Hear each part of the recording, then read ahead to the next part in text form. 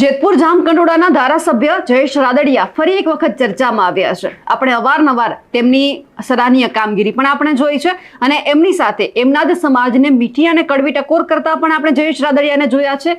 પણ આજે ચર્ચામાં આવ્યા છે જયેશ રાદડિયા એટલા માટે કારણ કે એમના ઉપર આરોપ મૂકવામાં આવ્યા છે કે ત્યાંની સ્થાનિક પોલીસ છે એ જયેશ રાદડિયા કહે છે એટલું જ કામ કરે છે અને ત્યાંની સ્થાનિક પોલીસ છે તે જયેશ રાદડિયાના ખિસ્સામાં છે। આવું અમે એટલા માટે કહી રહ્યા છીએ કારણ કે એક ઘટના સામે આવી છે અને તેમના ઉપર આવા આરોપ મૂકવામાં આવ્યા છે। હવે શું છે વાત તેમની વિગતે વાત કરીએ આજના વિડીયોમાં। નમસ્કાર, નિર્ભય ન્યૂઝ સાથે હું છું રિદ્ધિ। તારીખ 19 જ્યારે જયેશ રાદડિયાના કાકા છે તેમના ઉપર આરોપ લગાવવામાં આવ્યો હતો કે તેમણે જે રામજી મંદિર છે તેમની આજુબાજુ જે વાહનો ઉભા રાખવામાં આવ્યા હતા તેમાં તોડફોડ કરવામાં આવી હતી। આ ઘટના આપણે સૌએ જોઈ છે અને એમને જ લઈને એમના જે કાકા છે તેમના ઉપર આક્ષેપ પણ કરવામાં આવ્યા હતા। હવે આજે જ્યારે જઈને ફરિયાદ નોંધવાની વાત કરવામાં આવી છે, રાજકોટ પોલીસને કહેવામાં આવ્યું છે કે ત્યાંની સ્થાનિક પોલીસ છે તે સાંભળતી જ નથી। ઘટના એવી બની હતી કે જામકંડોળામાં જે જયેશ રાદડિયા છે તેમના કાકા ગોપાલ રાદડિયા સહિત 5 થી વધુ લોકોએ જે રામજી મંદિર છે ત્યાં વાહનોમાં તોડફોડ કરી હતી। જે આ પરિવાર છે જેમની ગાડીઓમાં તોડફોડ કરવામાં આવી એમણે રાજકોટ ગ્રામ્ય એસપીને લેખિતમાં રજૂઆત પણ કરી છે અને એવા આક્ષેપો પણ કરવામાં આવ્યા છે કે અમારા વાહનોમાં તોડફોડ કરવામાં આવી છે। હવે જ્યારે તોડફોડ કરવામાં આવી, સીસીટીવીની વાત આવી ત્યારે જે વ્યક્તિ એમને સીસીટીવી આપ્યા હતા તો એમને પણ ધમકાવવામાં આવ્યા કે તે અમને સીસીટીવી કેમ આપ્યા અને પછી બધું જ ડિલીટ કરી દેવામાં આવ્યું। એટલે કે પુરાવા પણ સામે ન આવે કારણ કે અહીંયા બચાવની કામગીરી સામે આવી છે। જામકંડોળાના નગરનાકા પાસે જ્યાં રામજી મંદિર આવેલું છે એ જ મંદિરની બહારના જે પૂજારીઓ છે એમના જે વાહનો છે તેમાં તોડફોડ કરી હોવાના આક્ષેપ લગાવવામાં આવ્યા। લગભગ 5 થી 7 લોકોએ તોડફોડના આક્ષેપ એના ઉપર લગાવવામાં આવ્યા છે।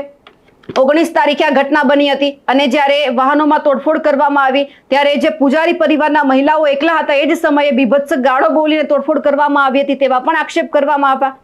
હવે સવાલ અહીંયા એ થઈ રહ્યો છે જે રીતે અત્યારે જે આ ફરિયાદી છે તેમણે એવા આક્ષેપ કર્યા છે કે અમે અનેક વખત સ્થાનિક પોલીસને રજૂઆત કરી છે તેમ છતાં અમારું સાંભળવામાં નથી આવતું। થઈ જશે, અમે કરી લઈશું અને કાં તો પછી જે ફરિયાદી છે એમને એવું પણ કહેવામાં આવ્યું છે કે તમારા પતિને લઈને આવો પછી તમારી વાત અમે સાંભળીશું। કારણ કે અહીંયા એ વાત પણ સામે આવી છે કે લગભગ 4 વર્ષ પહેલાની આ જૂની અદાવત હતી અને એમનો જ ખાર રાખીને તોડફોડ કરવામાં આવી હોય।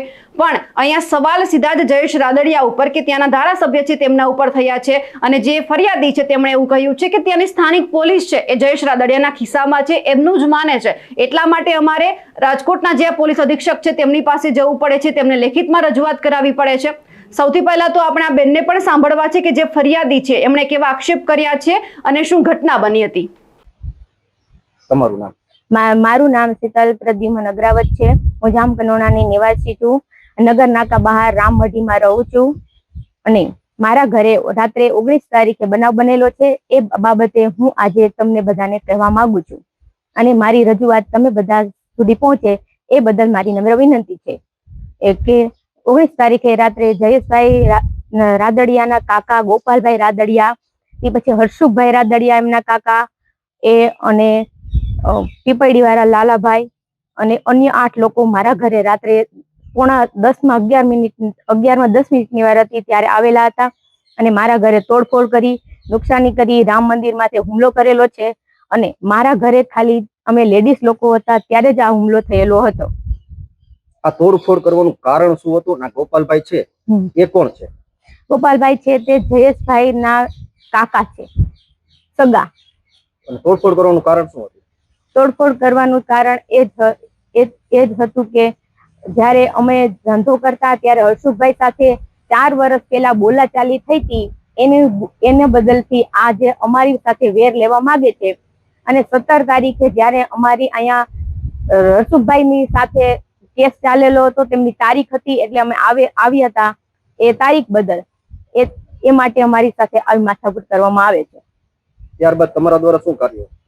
મેં 20 તારીખે પોલીસ સ્ટેશને તેમની નોંધણી કરાવેલી હતી કે અમારી ઘરે આ તોડફોડ કરેલી છે, છતાં બી પોલીસે કોઈ બી એક્શન ના લેવા છતાં બી અમારી કોઈ કાર્યવાહી ન સંભાળતા રાત્રે 19 તારીખે 12:30 વાગે મારા કઝિન મારા ભત્રીજાને ઉપાડી ગયા અને કસ્ટડીમાં બેસાડી દીધો। તે 19 તારીખે રાત્રે 3 વાગે ગોપાલભાઈ પોલીસ સ્ટેશનમાં જઈને એમ બોલ્યા કે આને બહાર કાઢો એટલે આની સર્વિસ કરી નાખીએ અને પોલીસે એમને કસ્ટડીમાંથી સોંપ્યો નહોતો। ત્યારબાદ તમે શું?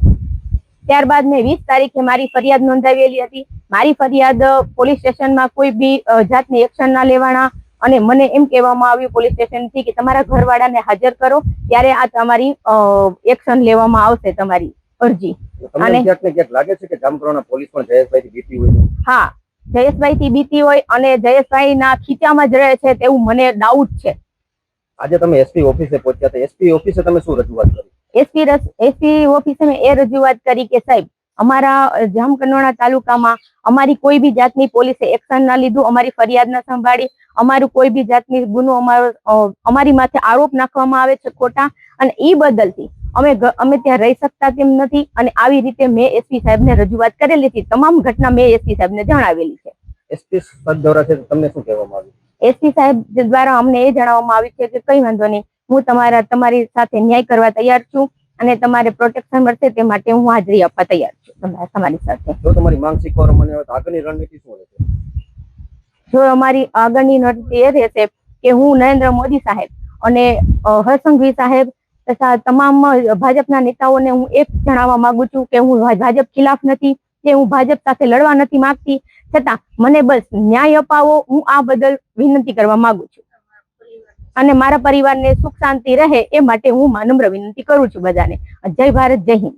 ફરિયાદીને સાંભળ્યા પછી સવાલ એ પણ થાય છે, જયેશ રાદડિયાને પણ આ સવાલ કરવાનો છે કે સાહેબ તમે ધારાસભ્ય છો, તમારા માટે તમારો મતદાર પહેલા આવે છે, કારણ કે તમને જેને ચૂંટીને હોદ્દા ઉપર બેસાડ્યા છે તમારો મતદાર છે.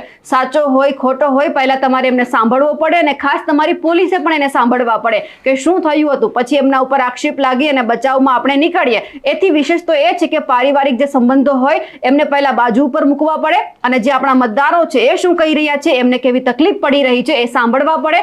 કારણ કે પછી જો તમે સાંભળશો નહીં તો આવા તો આક્ષેપો લાગવાના જ છે, કારણ કે તમારા ઉપર એવા આક્ષેપ લગાવવામાં આવ્યા છે કે ત્યાંની સ્થાનિક પોલીસ તે કંઈ કરતી નથી.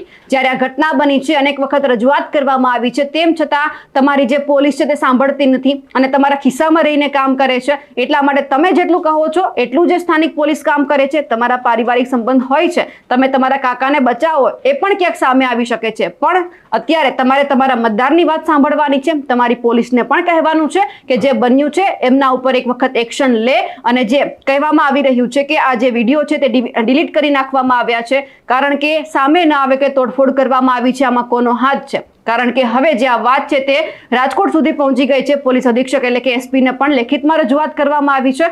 હવે એ જોવાનું છે કે આમાં કોનો વાંક નીકળે છે, કારણ કે જૂની અદાવત તો સામે આવી જ છે, પણ હવે એક્શન ક્યારે લેવાય છે.